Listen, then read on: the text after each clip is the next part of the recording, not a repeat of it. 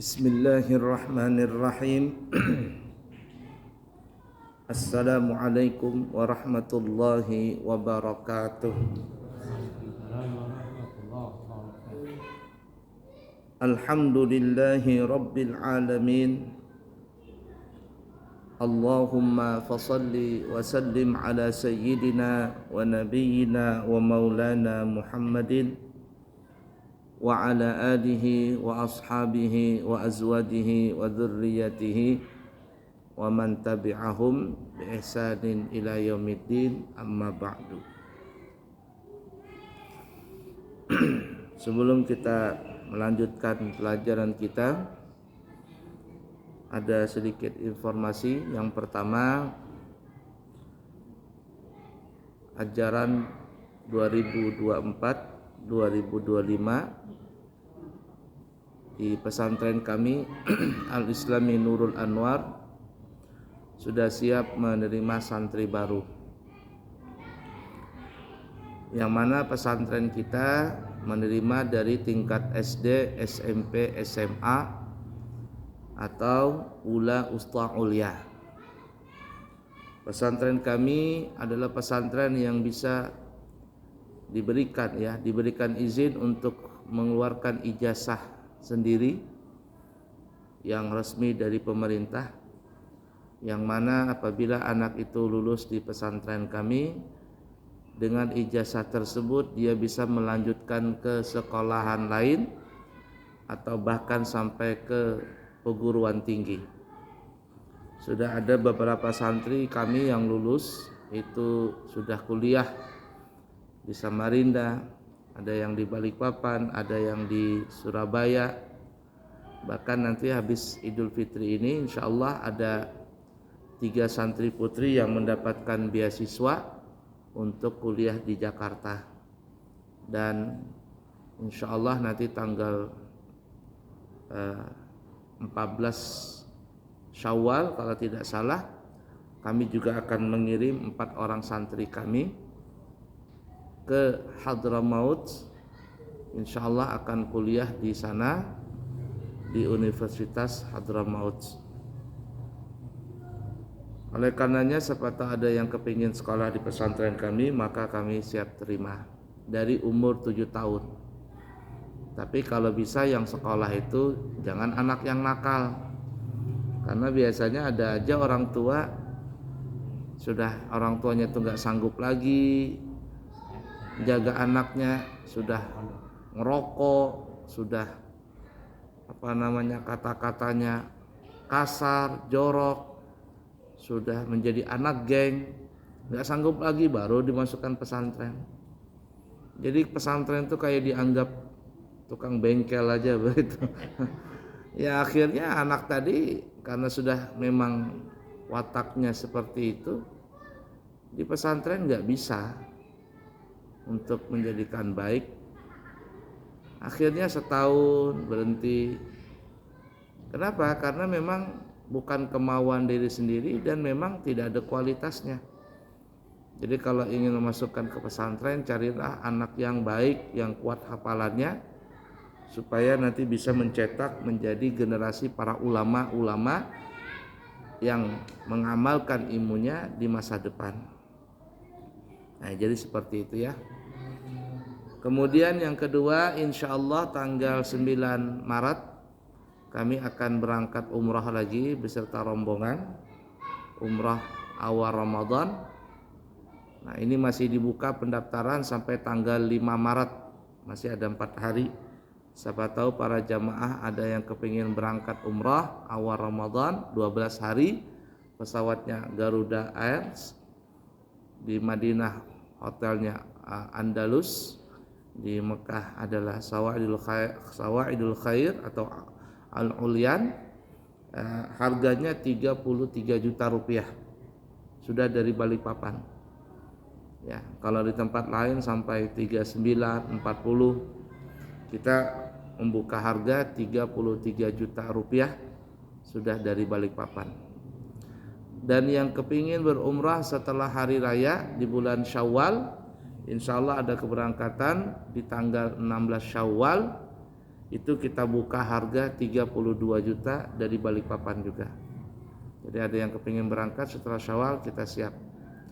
Dan siapa yang kepingin berhaji furada, haji langsung tanpa menunggu, istilahnya haji furada, kami buka harga 210 juta rupiah. Kalau masuk Ramadan harganya menjadi 250 juta rupiah. Siapa tahu nyangkul-nyangkul di belakang rumah dapat emas 20 kilo begitu. Ya. Jangan lambat-lambat lagi untuk berangkat haji. Full? Ada 60 Ramadan. Bisa, kalau mau cepat nanti kita bisa berikan harga spesial. Pasarannya itu di luar bisa lebih daripada itu. Ya, kalau berminat nanti kita berikan harga spesial. Ya, artinya kita bisa berikan keringanan dikit, ada diskon. Asalkan cepat. Ya, karena di tanggal 5 ini tutup, selesai sudah. Ya. Ada kepingin?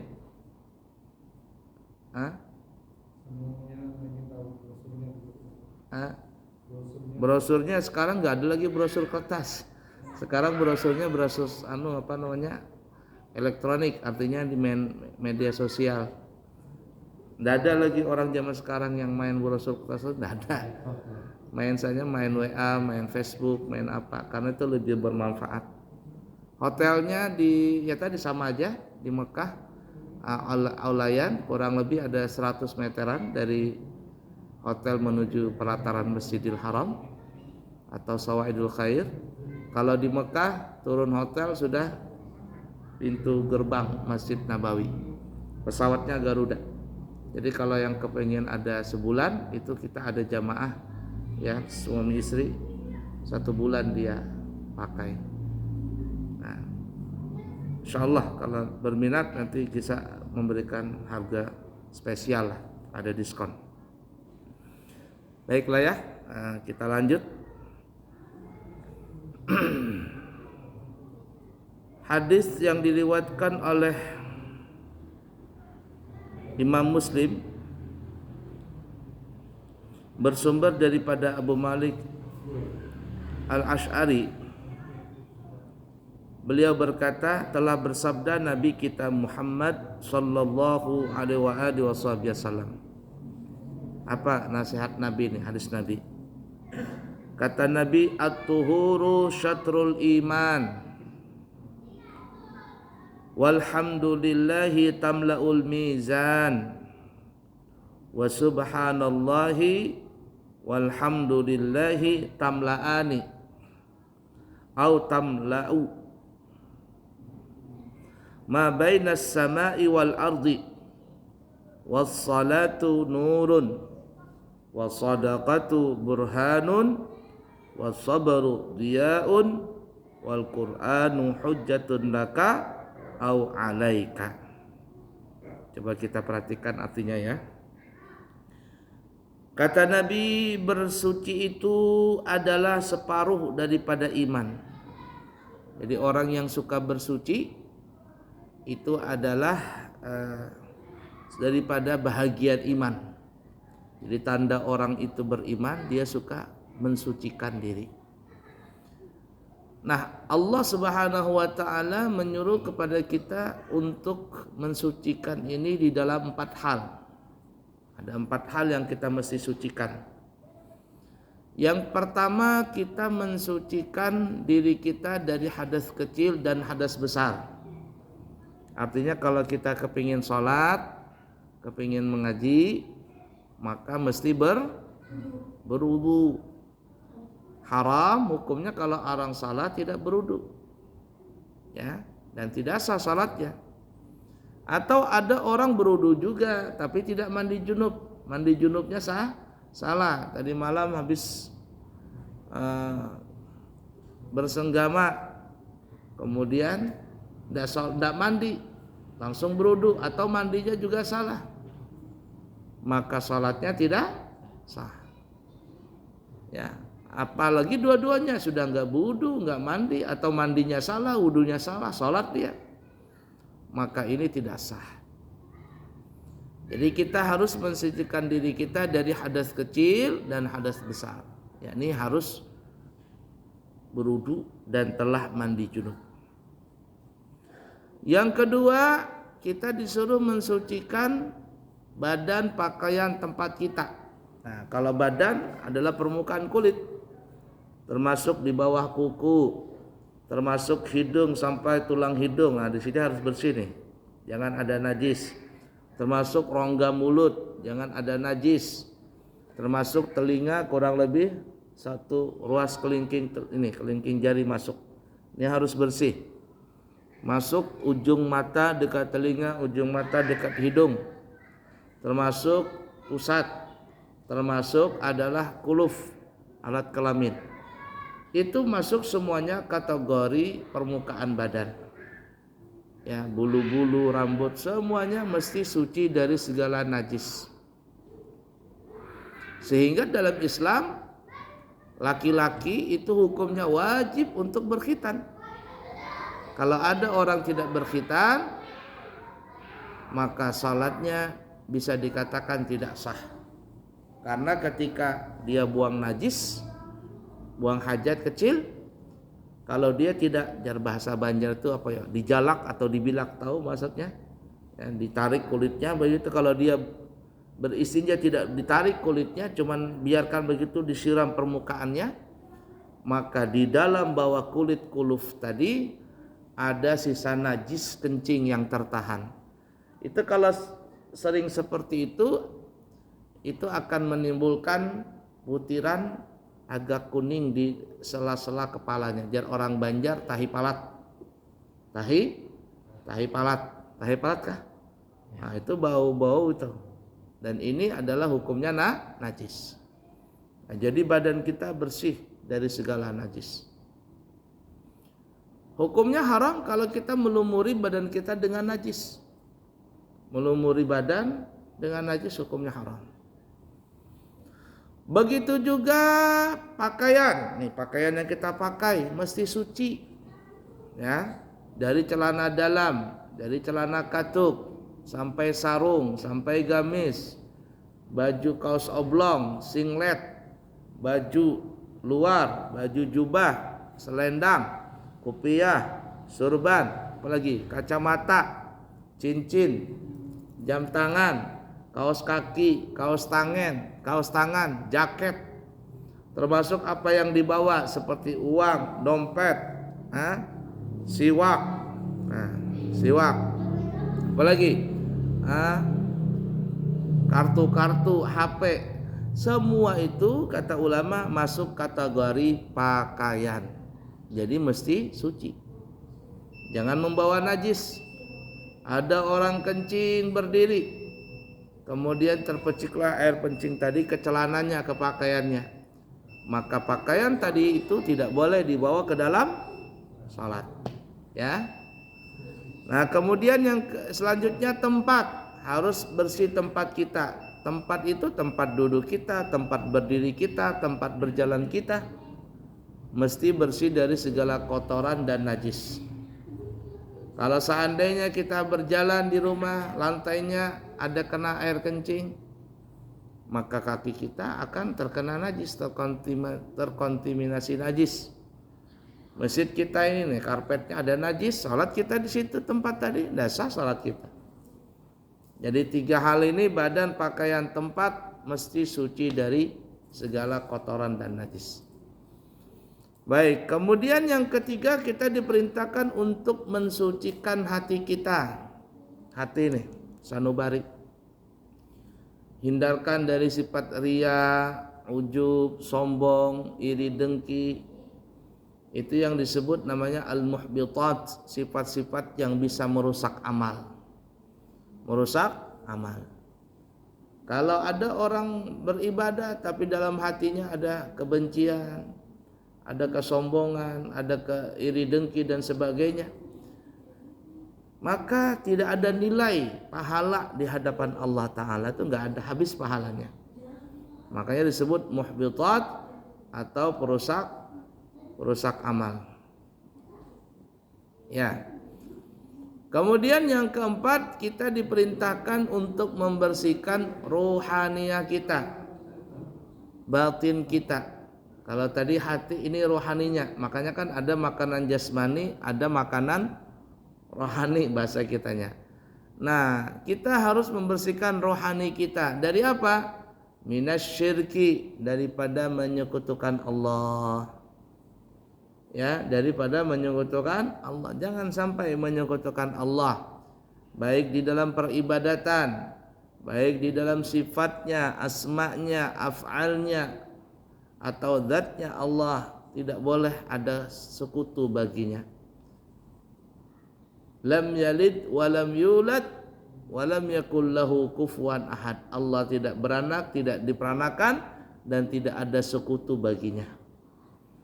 Nah, kalau ada orang masih saja memelihara tuyul, suster ngesot, babi ngepet, parakan, jenglot, kolor ijo, foto ijo, gundurwo, tali pocong perawan, nah banyaknya hantunya. Diuntal jimat ini, diuntal jimat itu. Wah, ini masuk dalam menyekutukan Allah, bersekutu dengan jin, dan Allah benci dengan itu.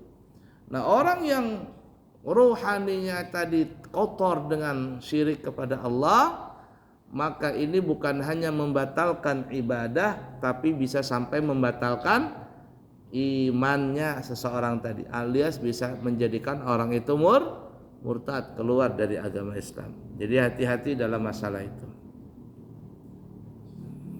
Nah, jadi kebersihan tadi, kesucian itu adalah bagian daripada iman. Orang yang suka bersuci itu menunjukkan bahwa imannya kuat.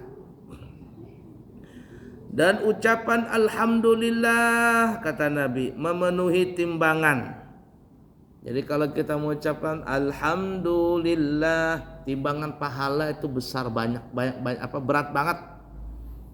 Dikit-dikit kita bilang alhamdulillah, alhamdulillah, alhamdulillah, itu timbangan pahala kita berat banget. Ya.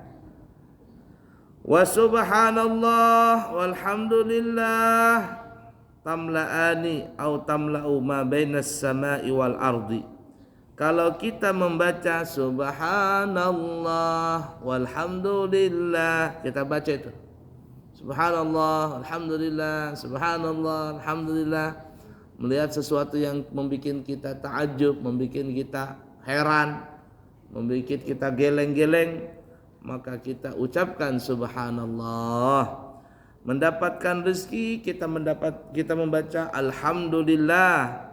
Dua kalimat ini kalau digabungkan, kata Nabi, maka itu akan memenuhi antara langit dan bumi. Pahalanya itu ya, memenuhi antara langit dan bumi. Cuman kita tidak melihat saja. Kalau kita melihat pahala itu, ya Allah banyaknya.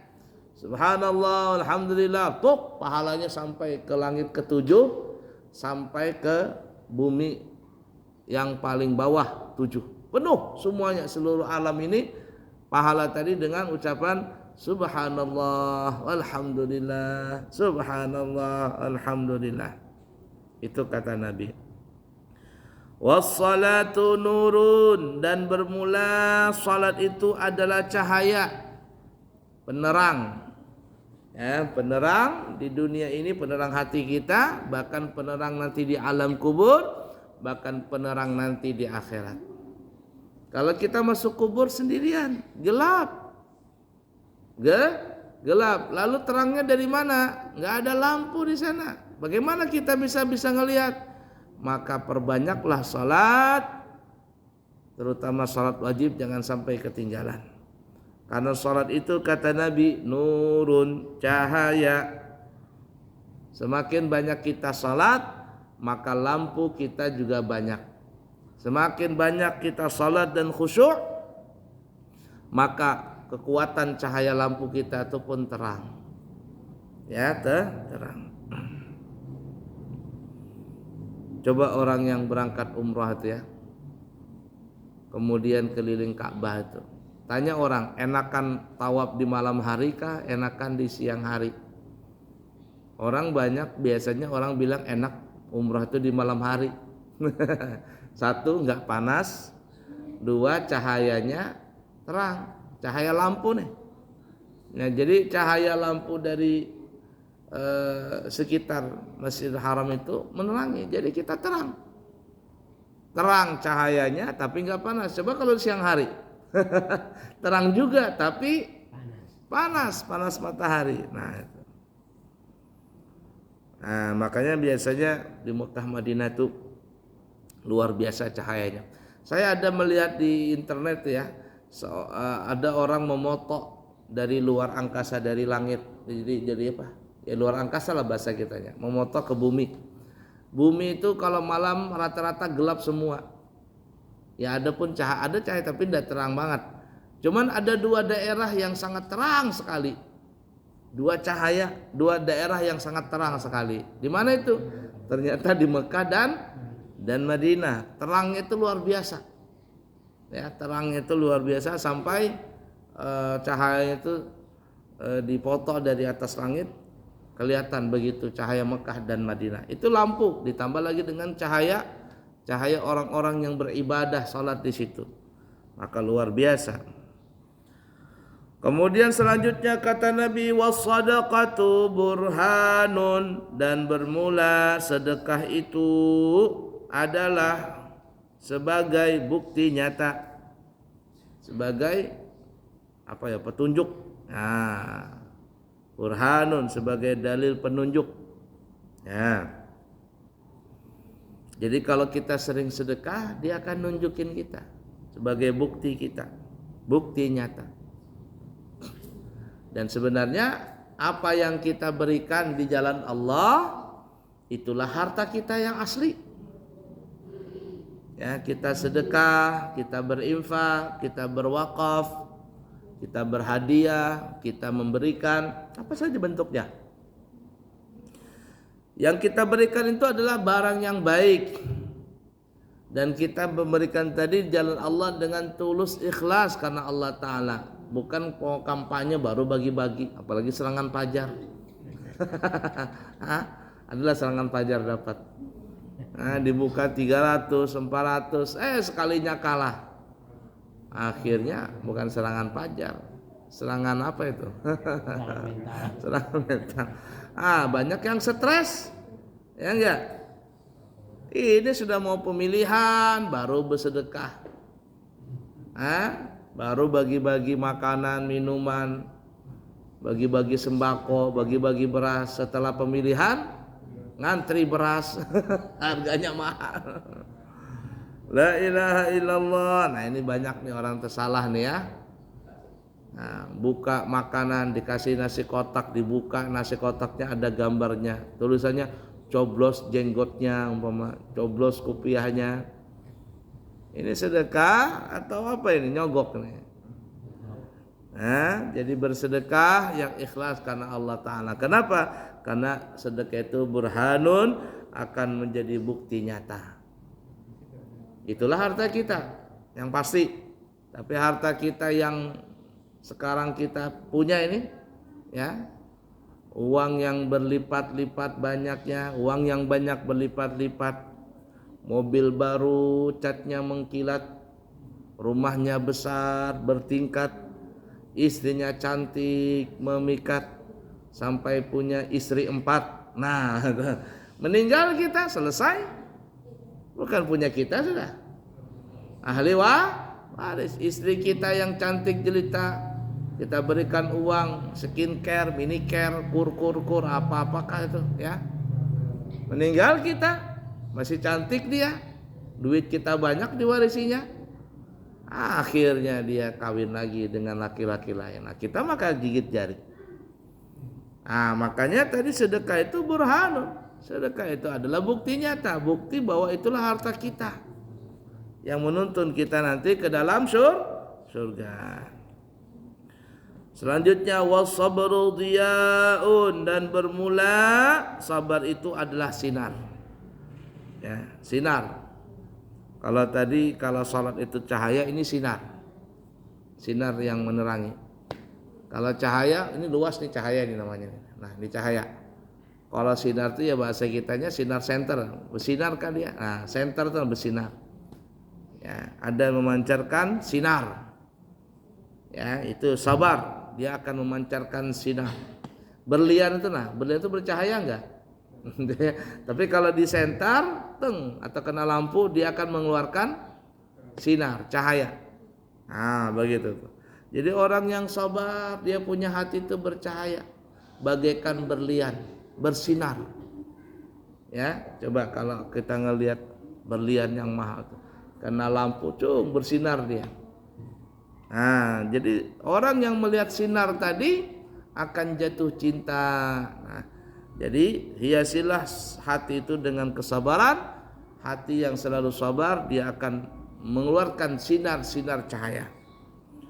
Kemudian yang terakhir, wal Qur'anu hujjatun laka au alaika, dan bermula Al-Qur'an itu akan menjadi hujjah di hadapan Allah buat kalian atau menjadi lawan kalian,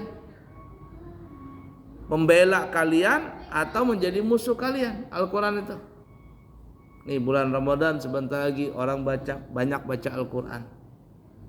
Kalau dia baca Al-Quran dengan baik, lalu mengamalkan isi Al-Quran tadi, maka Al-Quran itu akan menjadi hujjah, menjadi pelindung di hadapan Allah. Dia akan bilang, ya Allah, ini orang baca Al-Quran dan mengamalkan apa yang ada dalam isi kandungan Al-Quran.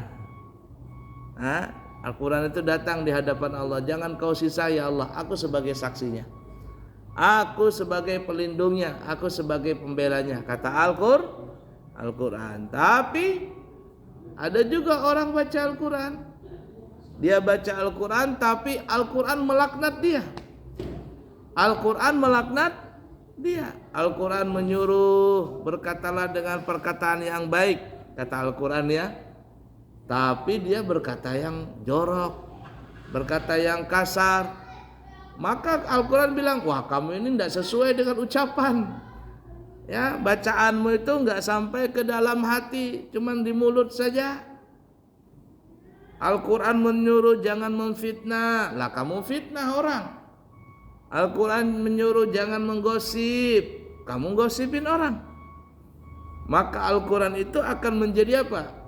Menjadi musuh buat dia nanti di akhirat. Ya Allah, ini orang baca Al-Quran tapi nggak sampai masuk ke dalam hati, cuman di tenggorokan aja, cuman di mulutnya aja, manis di mulut, manis cuman di mulut, tapi ya hatinya kotor. Nah, Al-Quran yang nanti di akhirat seperti itu.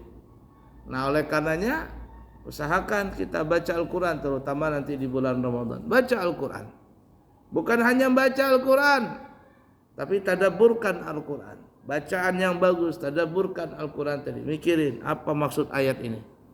Lalu setelah itu amalkan Al-Quran. Amalkan Al-Quran, jangan hanya sepintas-sepintas itu aja. Nah, itulah hadis yang diriwayatkan oleh Imam Muslim. Nabi memberikan kepada kita ujangan, memberikan kita nasihat agar hidup di dunia ini kita terarah, dan arahan ini akan membawa kita nanti sampai masuk ke dalam surga. Baik para jemaah, kiranya cukup sekian dulu.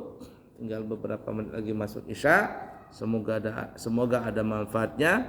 Subhanakallahumma bihamdika asyhadu an la ilaha illa anta astaghfiruka wa atubu ilaik. Wa akhiru kalam. Wassalamualaikum warahmatullahi wabarakatuh.